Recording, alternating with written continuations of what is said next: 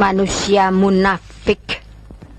Kau tentu tahu apa hukumannya orang yang ingkar. Terdapat sejumlah ratu gaib yang diketahui menjadi penguasa di wilayah Nusantara. Salah satu yang paling terkenal di masyarakat adalah Nyi Roro Kidul yang diyakini menjadi penguasa Laut Pantai Selatan. Pada dasarnya, setiap ratu atau penguasa tentu memiliki sejarah dan wilayah kekuasaan yang berbeda. Mereka juga dipercaya memiliki kekuatan supranatural yang dianggap sebagai pelindung dan penjaga daerah kekuasaannya. Ada beberapa ratu gaib yang diketahui menjadi penguasa di wilayah Nusantara. Beberapa ratu gaib tersebut adalah sebagai berikut. 1. Gusti Kanjeng Ratu Kencono Sari. Gusti Kanjeng Ratu Ayu Kencono Sari merupakan ratu gaib yang menguasai Laut Selatan Pulau Jawa. Konon, beliau adalah salah satu murid dari Nabi Khidir alaihi salam. Menurut salah satu versi cerita, ia adalah mantan permaisuri Prabu Siliwangi yang melakukan ritual mekso atau mengubah diri menjadi makhluk gaib dengan menceburkan diri ke laut. Ia kemudian menikah dengan Raja-Raja Mataram dan menjadi pelindung kerajaan tersebut. Nyi Roro Kidul juga dikenal sebagai penguasa kerajaan Laut Kidul, yang berisi berbagai makhluk gaib seperti naga, ular, dan ikan.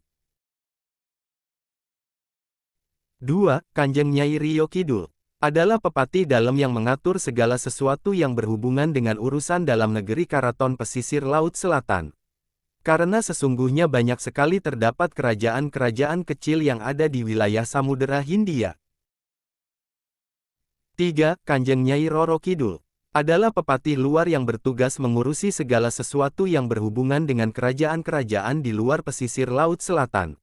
Misalnya, urusan dengan para penguasa gaib gunung-gunung yang ada di Nusantara, dan yang paling sering berinteraksi dengan manusia.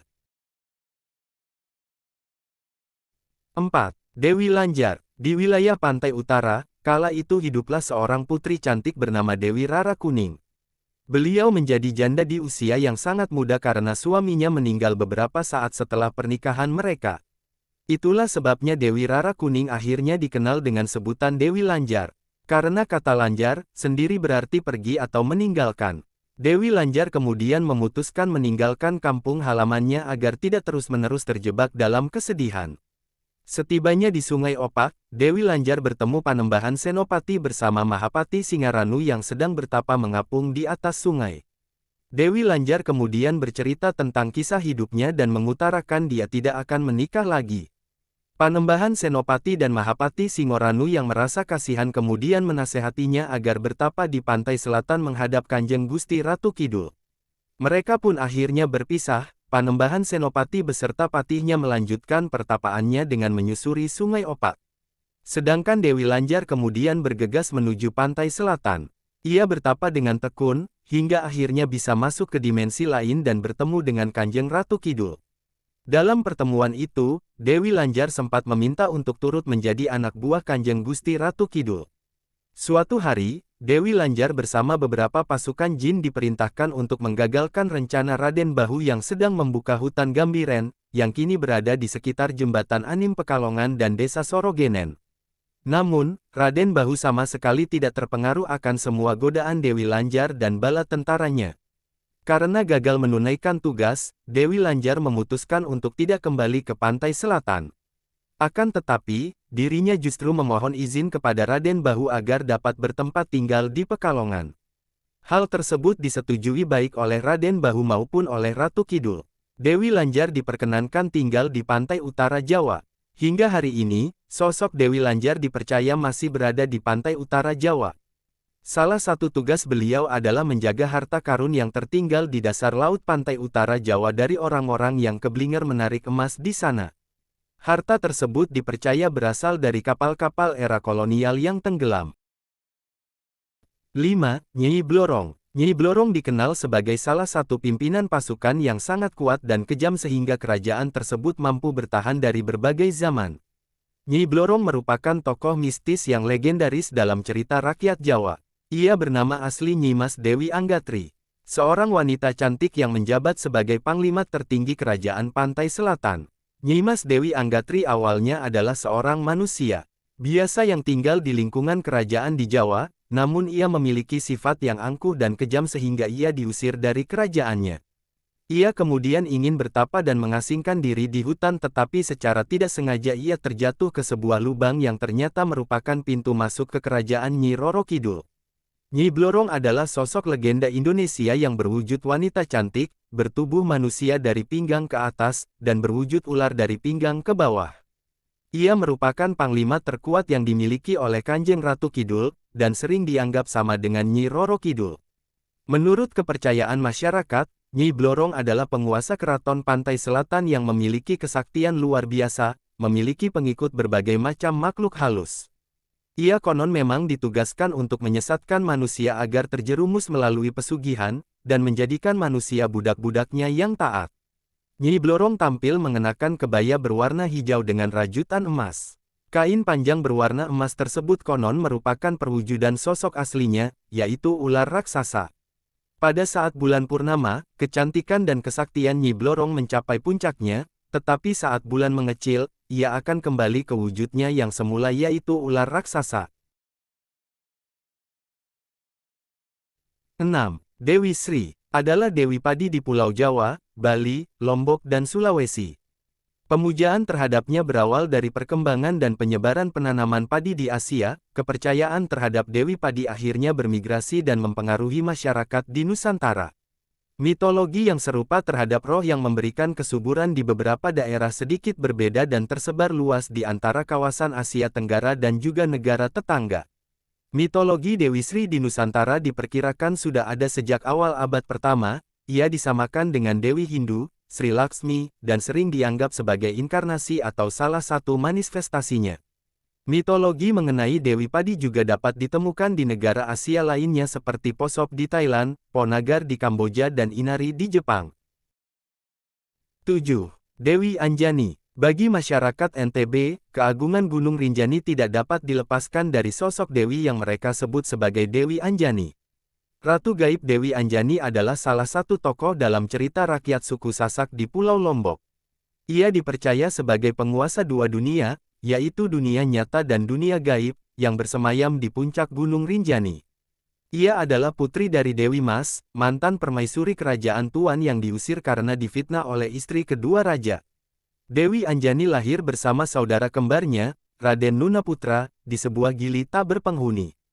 Dewi Anjani kemudian menjadi Ratu Jin yang memiliki senjata panah sakti dan menguasai Gunung Rinjani beserta makhluk-makhluk gaib yang ada di sana. Saat ini, ia dianggap sebagai ratu yang menguasai gunung tersebut. 8. Nyi Pelet. Nyi Pelet adalah salah satu ratu gaib yang dipercaya sebagai penguasa ilmu pelet di Jawa, khususnya Gunung Ciremai. Ia memiliki banyak pengikut yang meminta bantuan untuk mendapatkan cinta dan kasih sayang dari orang yang diinginkan. Ia sering menampakkan diri di malam Jumat Kliwon dengan mengenakan pakaian hijau dan membawa kembang setaman. Konon, ia adalah putri dari Nyi Roro Kidul dan Nyi Blorong yang memiliki paras cantik dan pesona memikat. 9. Ratu Ayu Kencana Wungu. Ia adalah ratu gaib yang menguasai wilayah Gunung Lawu di Jawa Tengah. Ia adalah putri Prabu Brawijaya kelima dari Kerajaan Majapahit, yang menikah dengan Raden Bondan Kejawan dari Kerajaan Pajang. Ia menjadi saksi runtuhnya Majapahit akibat serangan Demak dan bergabung dengan Pajang untuk melawan musuhnya. Ratu Kencana Wungu juga dikenal sebagai penguasa Kerajaan Lawu, yang berisi para leluhur, arwah, dan roh-roh halus. 10. Nyai Gadung Melati. Menurut kepercayaan Jawa, Nyai Gadung Melati adalah salah satu abdi kinasi dari Sunan Merapi, yang memiliki tugas memelihara flora dan fauna di lingkungan wilayah Gunung Merapi. Ratu dari makhluk halus ini berbentuk perempuan berpakaian gadung melati atau hijau daun. Nyai Gadung Melati, disebut juga sebagai penunggu dari gerbang kerajaan Merapi di Gunung Wuto. Masyarakat setempat percaya, lokasi tersebut sebagai pintu gerbang utama menuju keraton gaib Gunung Merapi yang terletak di kawah puncaknya. 11. Dewi Ayu Sekar Kawi adalah sosok abdi kinasi utusan Kanjeng Eyang Sunan Kawi dari Karaton Gunung Kawi. Dewi Ayu Sekar Kawi juga merupakan abdi kinasi dari Eyang Tunggul Manik dan Eyang Tunggul Wati yang dipercaya adalah abdi setia Sri Raja Prabu Kameswara, Raja Kerajaan Kediri yang memerintah tahun 1180 sampai tahun 1190-an, yang petilasannya juga ada di Karaton Gunung Kawi. Konon katanya, beliau juga merupakan abdi kinasih dari Dewi Batari Ayu Manik Kencono yang lenggah di puncak Gunung Wilis. Dengan kata lain, Dewi Ayu Sekarkawi adalah utusan dari para priyayi agung di atas dan didaulat sebagai koordinator bangsa jin, lelembut, dedemit, dan segala urusan gaib wilayah timur Pulau Jawa dan berkedudukan di Karaton Gunung Kawi. 12. Mak Lampir. Mak Lampir, dengan nama sebenarnya adalah Siti Lampir Maimunah merupakan legenda yang berasal dari Sumatera Barat. Ada beberapa kisah dari legenda Mak Lampir yang beredar di tengah masyarakat Indonesia. Awal mula kisah Mak Lampir berasal dari sebuah legenda di Sumatera Barat yang di sana terdapat Gunung Marapi namun diadaptasi hingga menjadi cerita Jawa. Cerita dari sosok ini sangat berkaitan dengan 7 manusia harimau yang juga legenda yang berasal dari Minangkabau. Siti Lampir Maimunah yang dikenal dengan sebutan Mak Lampir merupakan seorang putri dari kerajaan kuno yaitu Champa yang diambil dari bahasa Vietnam yaitu Chim Tan. Mak Lampir merupakan seorang perempuan cantik jelita dan juga putri dari sebuah kerajaan. Alasan berubahnya Tuan Putri jadi Mak Lampir dikarenakan ada rasa sakit hati yang disebabkan oleh hubungannya dengan pria yang ia sukai dan tidak direstui oleh keluarga. Pria tersebut bernama Datuk Panglima Kumbang. Karena sakit hati, maka sang putri pergi bertapa ke Gunung Marapi dan ia bertemu seorang yang amat sakti yang kemudian menjadi gurunya. Orang tersebut juga membagikan ilmunya pada Tuan Putri sehingga ia pun menjadi sama saktinya. Putri tersebut lalu mendapatkan sebutan Mak Lampir dari warga sekitar gunung yang ketakutan mendengarkan namanya. Kurang ajar, nasihat melulu. Nasihat bagaimana? Sudah sepertiganya aku baca buku ini, belum ada satu ilmu pun yang aku peroleh. Coba baca, bagaimana isinya, Nek?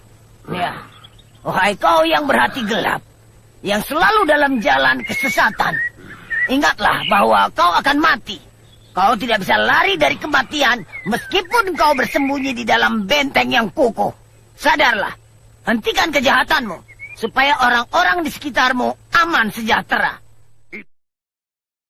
Itulah beberapa ratu gaib yang menguasai wilayah Nusantara, mereka memiliki kisah karakter dan kekuatan yang berbeda-beda. Namun mereka semua memiliki kesamaan yaitu sebagai perempuan, penguasa, dihormati dan disegani oleh masyarakat Nusantara.